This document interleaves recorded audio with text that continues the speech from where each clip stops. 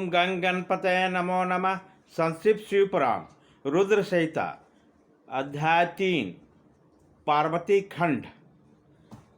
देवताओं को हिमालय के पास जाना और उससे सत्कृत हो उन्हें उमाराधन की विधि बता स्वयं भी एक सुंदर स्थान पर जाकर उनकी स्तुति करना। नारद जी बोले, महामते, आपने मीना के पुनर्जन्म की शुभ एवं अद्भुत कथा कही है। उसके विवाह के प्रसंग भी मैंने सुन लिया। अब आगे के उत्तम चरित्र का वर्णन कीजिए। ब्रह्मा जी ने कहा, नारद, जब मीना के साथ विवाह करके हिमवान अपने घर गए तब तीनों लोकों में बड़ा भारी उत्सव मनाया गया। हिमालय भी अत्यंत प्रसन्न हो मीना के साथ अपने सुखदायक सदन में निवास करने लगे। मुने, उसी समय श्री विष्णु आदि समस्त देवता और महात्मा मुनि गिरिराज के पास गए। उन्हें सब देवताओं का आया देख महान हिमगिरि ने प्रशंसापूर्वक उन्हें प्रणाम किया और अपने भाग की सराहना करते हुए भक्ति भाव से उन सबका आदर सत्कार किया। हाथ जोड़ मस्तक झुकाकर वे बड़े प्रेम से स्तुति करने को उद्यत हुए। शैलराज जी के शरीर में महान रोमांच आया। उन्होंने नेत्रों से प्रेम के आंसू बहने लगे।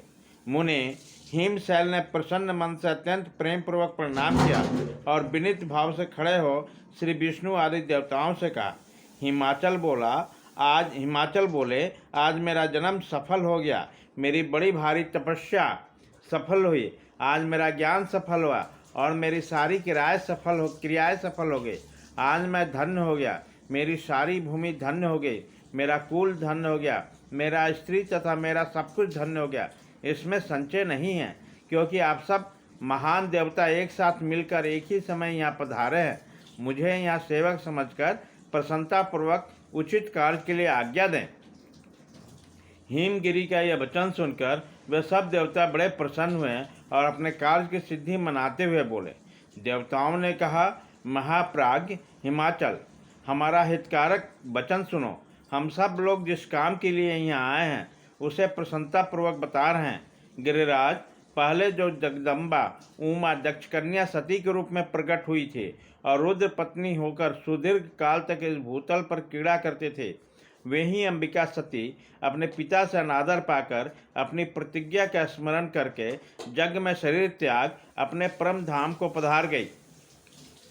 हिमगिरे, यह कथा लोक में विख्यात है और तुम्हें भी विदित है। यदि यह सती पुनः तुम्हारे घर में प्रकट हो जाए तो देवताओं को महान लाभ हो सकता है। ब्रह्मा जी ने कहा। श्री विष्णु आदि देवताओं के बात सुनकर गिरिराज हिमालय मन ही मन प्रसन्न हो आदर से झुक गए और बोले, प्रभु, ऐसा हो तो बड़े सौभाग्य की बात है।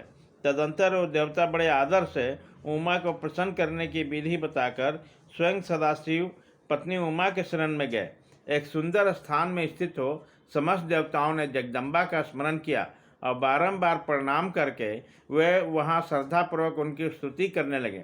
देवता बोले, शिवलोक में निवास करने वाली देवी उमे, जगदम्बे, सदा शिव प्रिय, दुर्गे, महेश्वरी, हम आपको नमस्कार करते हैं। आप पावन शांत रूप श्री शक्ति हैं, परम पावन पुष्टि हैं, अव्यक्त प्रकृति और महत्त्व ये आपके हैं रूप हैं। हम भक्ति पूर्वक आपको नमस्कार करते हैं। आप कल्याणमयी शिवा हैं। आपके हाथ भी कल्याणकारी हैं। आप शुद्ध, स्थूल, सूक्ष्म और सबका परम आश्रय है। अंतर विद्या और शुभ विद्या से अत्यंत प्रसन्न रहने वाली आप देवी को हम प्रणाम करते हैं। आप श्रद्धा हैं, आप धृति हैं, आप श्री हैं और आप ही सब में व्याप्त रहने वाली देवी है। आप ही सूर्य की किरणें हैं। आप ही अपने प्रपंच को प्रकाशित करने वाली है। ब्रह्मांड रूप शरीर में और जगत के जीवों में रहकर जो ब्रह्मा से लेकर त्रिन पर्यंत संपूर्ण जगत की पुष्टि करती हैं, उन आदि देवी को हम नमस्कार करते हैं। आप ही वेद माता गायत्री है। आप ही सावित्री और सरस्वती है। आप ही संपूर्ण जगत के लिए वार्ता नामक वृत्ति है। आप ही धर्म स्वरूपा बेच रही हैं। आप ही संपूर्ण भूतों में निंद्रा बनकर रहती हैं। आप उनकी क्षुधा और तृप्ति भी आप ही हैं। आप ही तृष्णा, कांति, छवि, तुष्टि और सदा संपूर्ण आनंद को देने वाली हो। ये आप ही पुण्यकर्ता के यहाँ लक्ष्मी बनकर रहती है और आप ही पापियों के घर में सदा जेठा लक्ष्मी की बड़ी बहन दरिद्रता के रूप में वास करती है। आप ही संपूर्ण जगत की शांति हैं। आप ही धारण करने वाली धात्री एवं प्राणों को पोषण करने वाली शक्ति है। आप ही 5 भूतों के सार तत्व को प्रकट करने वाली तत्व स्वरूपा है। आप ही नीतिज्ञों की नीति तथा व्यवसाय रूपणी है। आप ही शामदेव की गति है। आप ही ग्रंथि हैं। आप ही जो मंत्रों की आहुति है। ऋग्वेद की मात्रा तथा अथर्ववेद की परम गति भी आप ही हैं, जो प्राणियों के नाक, कान, नेत्र, मुख, भुजा, वक्षस्थल और हृदय में धृति रूप में स्थित हो सदा ही उनके लिए सुख का विस्तार करती है, जो निंद्रा के रूप में संसार के लोगों को अत्यंत शुभक प्रतीत होती है। वे देवी उमा जगत की स्थिति एवं पालन करने के लिए हम सब पर प्रसन्न हो। इस प्रकार जगत जननी सती साध्वी महेश्वरी उमा की स्तुति करके अपने हृदय में विशुद्ध प्रेम लिए वह सब देवता उनके दर्शन की इच्छा से वहाँ खड़े हो गए। अध्याय 3।